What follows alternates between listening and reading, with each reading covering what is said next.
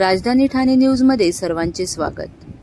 तालुका जव्हार, जिल्हा पालघर, कशिवली नंबर 1 येथे आलेल्या वादळी वाऱ्यामुळे तेथील रहिवाशांचे खूप नुकसान झाले। लोकांच्या घरावरील पत्रे उडून गेले। काही झाडे मुळासकट कोसळून वाहनांवर पडून वाहनांचेही नुकसान झाले।